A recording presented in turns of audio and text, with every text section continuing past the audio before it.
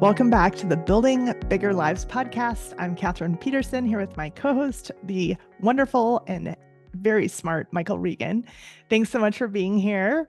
Today, we are going to cover a topic that Michael and I discuss a lot, which is simple focus planning. There's a simple focus planning sheet that we'll talk through a little bit and talk about strategies around that. We talked a little bit about the 100-day challenge and then getting in shape for the season. And so this is a great kind of third episode in, we'll call it not really a series, but we're going to call it that. So it's a really good follow-up to those two episodes. So Michael, talk to us a little bit about what we're going to discuss today. Yeah, I'm not sure if they need to be in a series, but they definitely have some. They're links in a chain. They definitely go together. So yeah, I'm glad you tied those back to some previous episodes, and who knows, maybe we'll be able to pull in a future episode or two to bring that full circle. But yeah, for today, a focus plan. It's a tool I am probably my favorite tool that Building Champions introduced me to back when I was a client of the company, and I can say the phrase of the tool was a big drawing card. Anytime you describe something as a simple focus plan, I think you've got me simply by the title alone. And so it causes me to want to dig in. It's similar to when we did the book club of Quiet, the power of introverts in a world that can't stop talking. When the title draws you in, it causes you to say, okay, I'm curious. Tell me more about how to do this. Because I've seen complex business planning. I've seen a lot of things that, I don't enjoy. Show me what a simple focus plan looks like. So yeah, I'm looking forward to unpacking this one with you. And I hope for our audience, what they'll see really clearly and really quickly is, with or without a guided sheet, I can guide you through a simple focus plan. So let's dig in. Okay, perfect. So my first thought is let's talk through the why. Why would someone put this together for their business or their life even? Yeah, that's a great place to start. So I'll just say, maybe at the highest of levels, most people that I've experienced business planning with do a lot of well-intentioned hard work, researching data, researching historical points that are helpful in building a case toward a strategy that they want to implement. They work really hard at designing the plan. They work really hard at illustrating the plan with maybe graphics or some sort of charts and things that are helpful to visualize what's being said. But at the end of the day, what ends up happening in most business planning I see is a lot of complexity in the plan that, once completed, almost feels like an accomplishment by itself, as if Mhm. writing the business plan was the major achievement. Now we can finally close the book, put that thing away, and get back to work. When you think about it like that, and maybe you've experienced this, Catherine, how sad for someone to put so much energy into their prep for something that they're not going to use. They're literally going to save it to a file or put it in a file, and maybe in many cases never look at it again, because Mhm. the process of designing it and crafting it in the first place was so laborious that there's no draw to go back and spend time with it. So that's, I think, the genesis of the simple focus plan. Is it was designed to say, after all of that hard work's been done, how do we collate this down into something so functional, so easy to use, so easy to understand at a glance, that you not only would be drawn to it, you'd be tempted to keep it in front of you because it was a positive experience when you looked at it, not a negative one. And so most folks that I introduce this to, they're drawn to the idea of, hey, if you can help me do something that either simplifies the planning process up front or takes a complex plan and helps me boil it down into something I can actually use, I'm interested. Tell me more. Yeah, that's my favorite word of that. And one thing to bring up, this is one page. And it's nice because you can look at the entire thing in one quick view, and that's what makes it so simple and so easy to use. So let's talk through the parts of it. So tell me the different sections and we'll maybe talk through those a little bit. Okay, fair enough. When I'm helping someone design a plan, the first thing I want to do is establish our time frame. What are we attempting to accomplish in a certain time frame? So I might set up the conversation with what we would call SMART goals. And if you're familiar with that term, it's one that I think our audience probably knows. And let's just spell those out for those that might not. We want to start our plan with something that is specific, measurable, attainable, relevant, and time-based. Those are the five letters of SMART. And so if you're willing to think through SMART goals, we can then begin to see within a time frame that exists a potential first step to our focus plan, and that is a theme. So I think that's number one. I think once we've set it up with some SMART goals, we're able to identify a theme. And a theme is simply going to be this, Catherine. What is this plan all about? In the fall of 2024, what will this focus plan be about?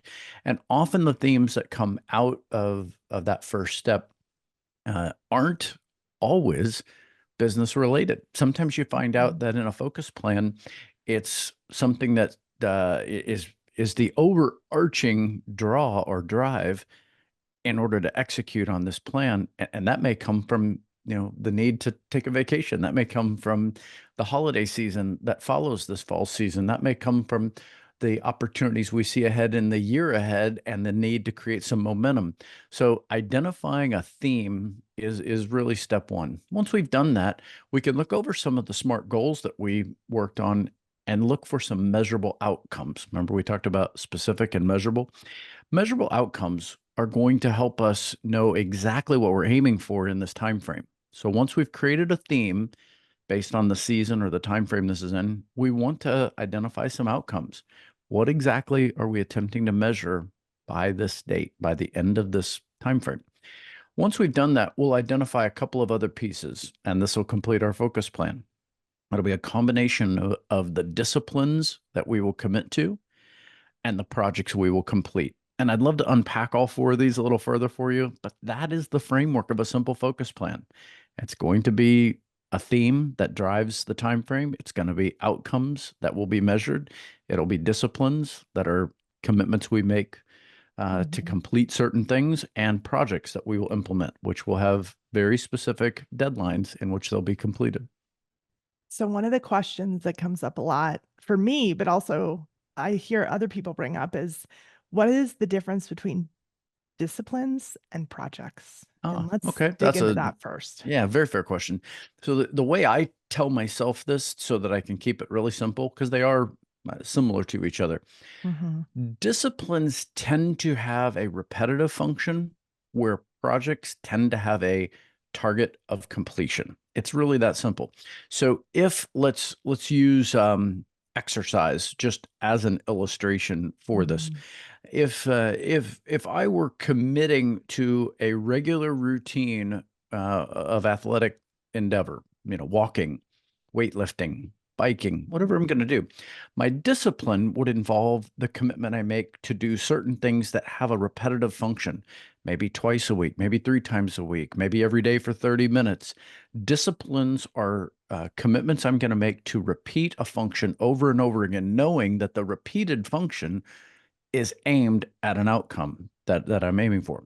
A project, on the other hand, is going to be something that has a very definitive finish to it. And the finish of that project is going to massively increase the pace in which I achieve the outcome.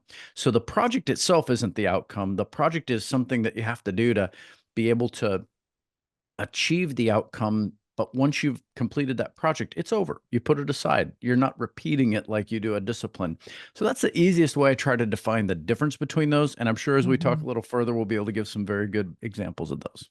Yeah, I was just looking through my focus plan, looking for some examples. Yeah. So something that I was looking at is a project is hire a person, right? So hire a receptionist was on my project list, but a discipline around that might be spend 30 minutes a day training. would be a discipline, but the project would be to hire. Or clean out my bedside table. That's a project. I did that, by the way. It's done, off the list. Way to go. But discipline may be more like keep the bedside table clean it every day. So just different ways to throw those out there for people. Yeah, when I see people first drafting their focus plan, so you said it earlier, we're hoping to summarize this on one sheet.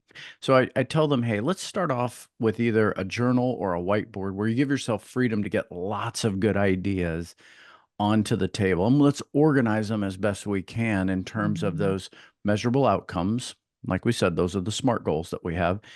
Separate those from the disciplines, the ongoing routines, from the projects, those that have a deadline. As we start sorting those out, what I really try to coach someone to do is say, let's do our best with this focus plan to stay highly focused on the theme whenever possible.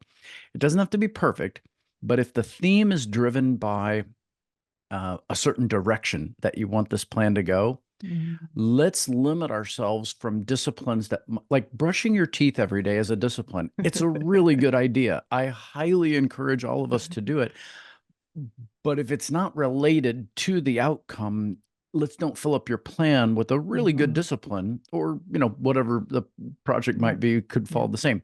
Try to have some clarity that connects these things toward the theme and the outcomes. Because if you can do that, what we're really doing is telling our brain to say, hey, there are hundreds of things that I need to get done in this period of time, both disciplines and projects. But there are maybe only 4 to 6 things that if I commit to do regularly are going to drive that outcome. And there may be only 2 to 3 projects that if I complete are going to drive that outcome. So I really want my audience to connect with the idea that while many disciplines and many projects have value, let's try to get the ones that land on that sheet to be the ones that are interconnected to the theme and the outcome that matters in that particular plan. And that's really challenging for some folks, because all of a sudden they realize, well, gosh, I really don't have that many disciplines, or I don't have that many projects, because that's the mission. And I say, beautiful. Then let's get those committed first before you fill up your schedule with a lot of well-intended busy work that's going to later become the excuse for why you didn't achieve your outcomes. Not every blank needs to be full. Well said. And that has been difficult for me. I do have some blanks on here just in case anyone is wondering how I've progressed. But yeah, because there are things like, and also you're not going to list, like Michael said, everything, but to list the important things is, I think, big when you're looking at a simple focus plan.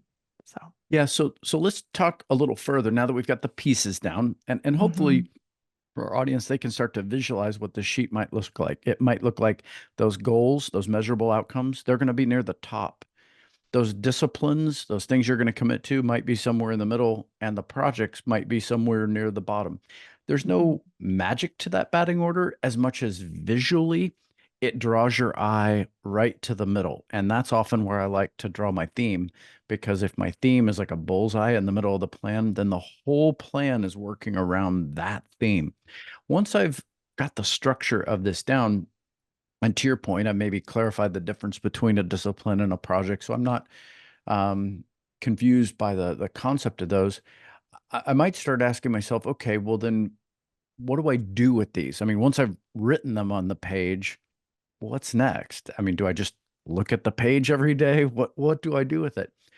And one of the things I've found that's super helpful is to immediately get a calendar in which the things you've committed to become blocked out in your calendar, so that the disciplines you've said you'll do already have a place defined, like which day at which time these disciplines are going to happen. So whether on the personal side of this focus plan, we'll stick with the theme of working out, just because I know that's a common one that we can all understand.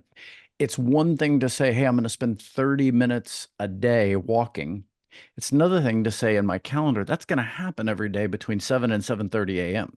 And I've blocked that time. I made an appointment with myself and maybe my wonderful dog, Harley. So if I've done those things, I've transferred it from my simple focus plan into my very real life calendar.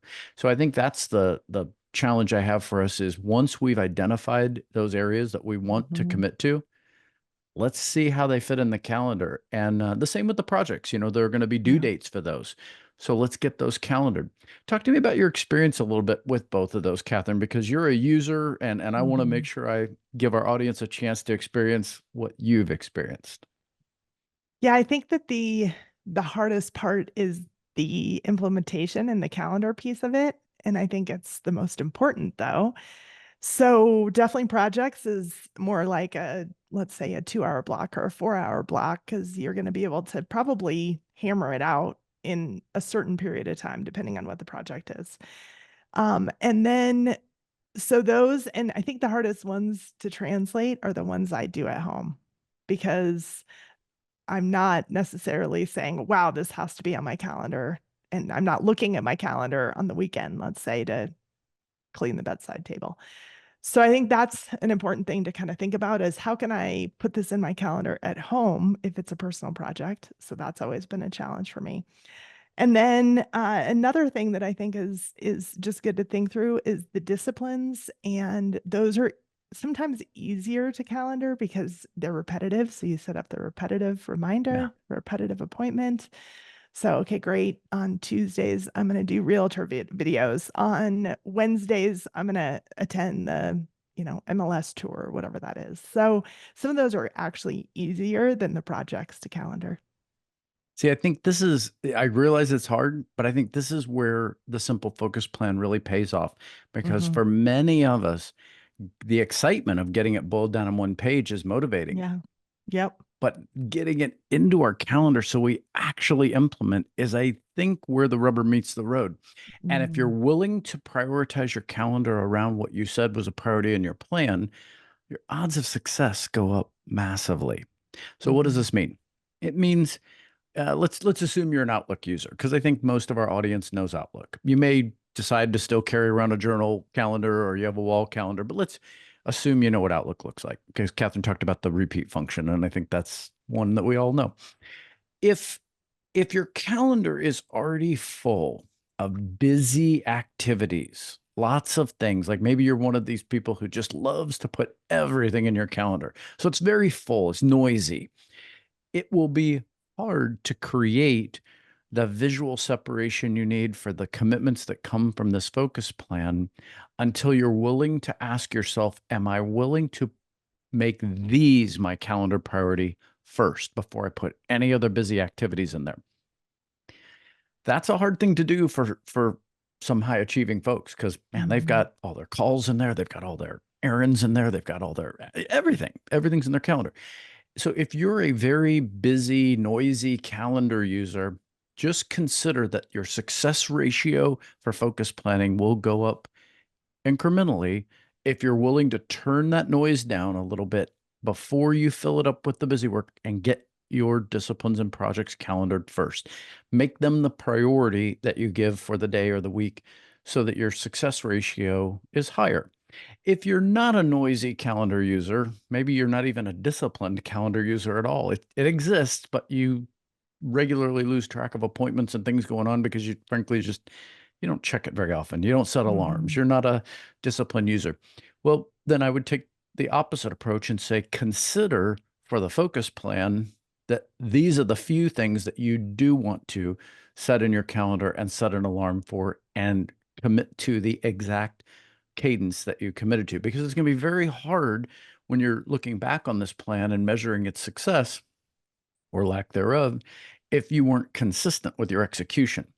And so you're right to say that this is where the challenge really is because if all we do is create a beautiful plan and oh, we feel so good because it's one page and it was simple. And when I look at it, it's nice. I feel good, but I don't get it in my calendar. Well, then we really miss the opportunity to execute. So calendaring is going to be a big deal. Well, what in your mind, once we've got it calendared, what comes next? What else do we need to make sure we do? Definitely review it. And that cadence can be something that, is it something where it's on your, is it a part of your desktop on your computer and you're seeing it all the time? Do you have it right next to your computer like I do? Where are you going to look at it and see it as part of your daily habits? And then I'll write done when I have something done, which is always a good feeling on those projects. And then sometimes I'll make notes on it, like, hey, did this or do this or whatever, just to kind of mark it up throughout the quarter or throughout the month, depending on the time frame that I'm I looking love at. those examples. I love those examples because you're right. If it's not visible, then you're not going to review it on a regular basis. And if you're not willing to write on it, then you're probably not using it. This is not something you're going to laminate and, file at the Library of Congress. No one is going to care about your focus plan Yeah. except you. So let's work that thing. Let's, by the end of the time frame that you've set for this, let's make sure it's got some writing on it, some coffee stains on it. Maybe one of the corners is dog-eared because it got folded in a, when you stuck it in your purse or in your portfolio.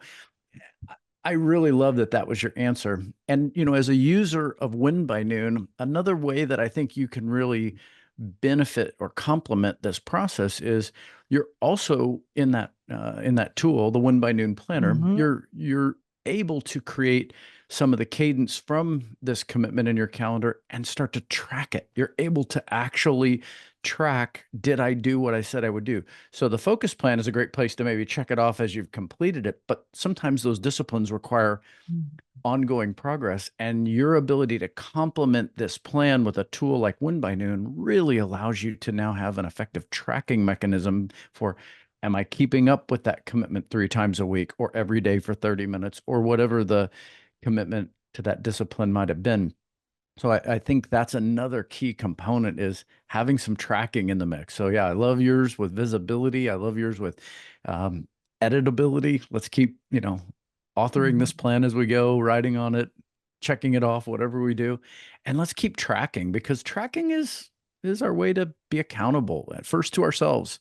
How do you feel about accountability then outside of ourselves? Once you've drafted this plan, you put it in your calendar and you're starting to track.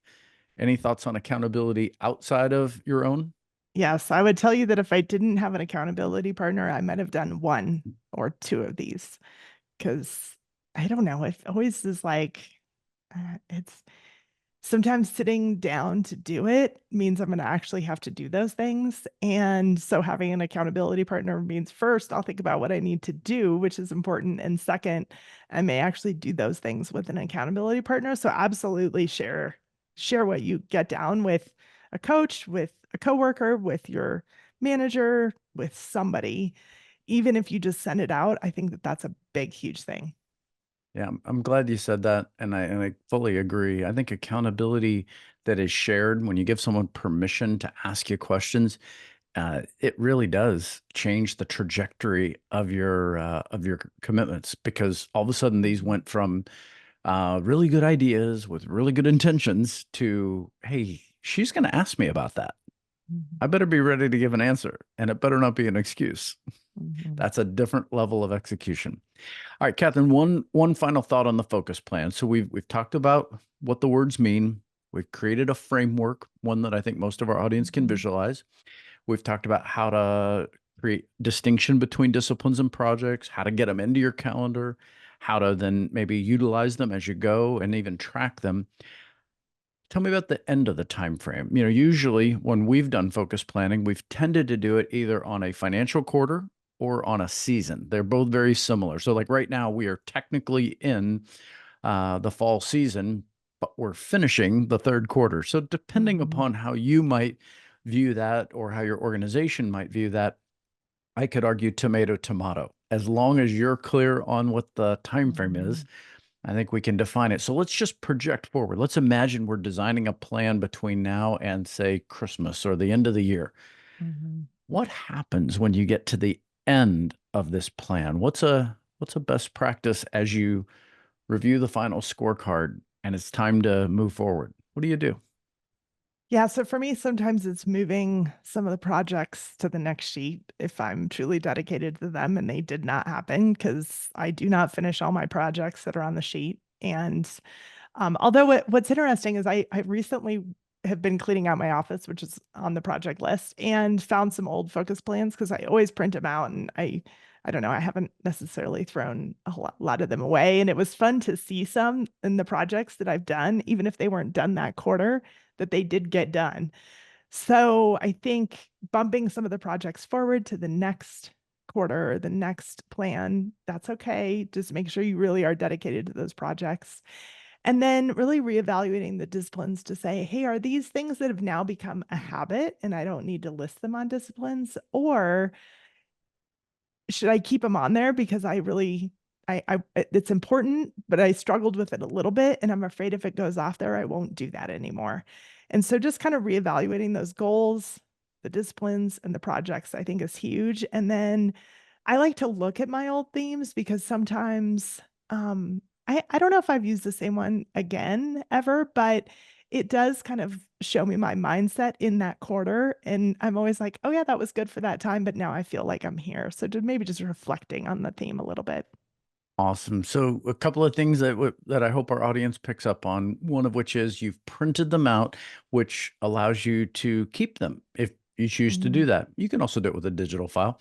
Either way, having an archive is an interesting thing to do because from time to time, we will find that going back and looking at those can either be helpful, maybe encouraging, sometimes even a reservoir of old ideas that maybe have finally reached their time. It's time to Mhm. maybe execute on them. So I love that approach. I also like the idea that, as you said, some of these things, you drew a distinction between some of these disciplines that have simply become habits. And I'll just give some feedback on that. As long, if something becomes a habit, as long as that habit is continuing to be a best practice to drive toward a measurable outcome that you care about, it's okay to say, hey, it's not a new idea, it's just a best practice. Mhm. But to your point, if the habit is now, hey, that was really part of an old theme, it was really part of an old goal that I had, I've achieved that goal, and now I'm just kind of on autoplay. It's just easy to say that now because I do that. You might consider if that's really pushing you, because I'm a big believer that you want these focus plans to make your palms sweat just a little bit when you read them. Mhm. You don't want to feel like they're completely unattainable, but you also don't want to feel like you're on autopilot. So finding some level of stretch in them that allows you to feel that experience of, okay, this is real. I've told that person to hold me accountable to this and I've got to do it. So you're right. You've got to really be honest with yourself in your review of, is this a habit that is still a best practice or am I on autopilot? Because autopilot might not be leading you to the growth that you need. And last thought on that is I think review is a healthy part of refreshing and thus recasting your next focus plan. Because once you do this, two things are happening at the same time. You're giving your brain an opportunity to see, well, how did I do with my last focus plan? You're sort of Mhm. self-scoring it, if you would. And as you do, you might find that, oh, that was kind of easy on myself. That didn't push me as seemed like it pushed me when I wrote it down on paper 3 months ago. Reality was that didn't push me at all. So consider that as you move forward. The opposite could be true. And I run into this from time to time. People that set their goals a little too high or their disciplines were a bit ambitious and they feel a little bit of defeat, like, oh, well, I just didn't get it done. You've got to know your own mindset. Everyone's different. I will not sit here and say this is the way to do it or the way not to do it. I'll simply say you know your own mindset. And as you look at a plan that has items you didn't check off, things you didn't accomplish, ask yourself going forward, will that keep me motivated to keep missing the mark? Or will that cause me to give up and not really lean into it? And only you know you. I had a client once, you've met him before. We won't out him here on the podcast in case he's listening. He never hit his measurable outcomes on his production goals ever because he believed I have to set them so high that it'll push me to do more than I did Mhm. before. But it was never important to him to actually achieve them. It was just important to him to push him to keep growing. And guess what? When we looked in the rearview mirror, every quarter, every year, measurable growth. If that's how you're wired, you know you. So if that is the way that you choose to review your plan and recast it, and it works, who am I as your coach to tell you that's good or bad? All I want to do is encourage you to be clear about those commitments and make sure they make your palms sweat just a little so that you're continuing to push yourself to grow. How about you, Catherine? Any closing thoughts? No, I think that it's been an integral part of my business and my business growth and my personal growth. So, of course we want the life plan. Of course we want an annual business plan, but it just makes things so much more streamlined. And so I'm glad that we talked about it today, because I think it's an important part of every business and every person. Yeah, if you're listening out there and your thought is, yeah, I've tried business planning before, it didn't work. This concept of a focus plan sounds a little bit different, but I'm not sure it's the one that would work for me. If you need a free resource, I can encourage you to head to buildingchampions.com. And on our website, you can download a free fillable PDF, and you can, with instructions, and you can try focus planning yourself for the first time and get a shot at how what we've described might potentially change your attitude and opportunity when it comes to planning. If it did, we'd love to hear how you've been able to use a focus plan and how it might have impacted you as you look into the fall season ahead. If you're a veteran, on the other hand, and you've, like Catherine and I, you've done so many of these, it's hard to count how many focus plans you've had. Tell us a little bit about the good, the bad, and the ugly. Let us know, where you've really thrived, where you've struggled, and where you've maybe failed, because we learn from all three of those. And I hope, as you are transparent in your comments, that we can be encouraging to each other and keep pushing each other to develop our focus plans, because at the end of the day, we are building bigger lives. The goal is to keep moving forward and both professionally and personally. And this tool is really, as I said at the top, one of my favorites, maybe my favorite of all of ours, because you get it down to one page, everything is there. And if I can just stay focused on this, boy, do I feel great, both as a husband and as a coach. Great. Well, I think that sums it up really well. Today we talked about simple focus planning. And thanks so much for joining us today. You can find us on Spotify, Apple Podcasts, YouTube, Instagram. So let us know what you think. Please share and follow and rate us if you get a chance as well. Thanks again, Michael. Happy to be here, Catherine. We'll see you on the next episode.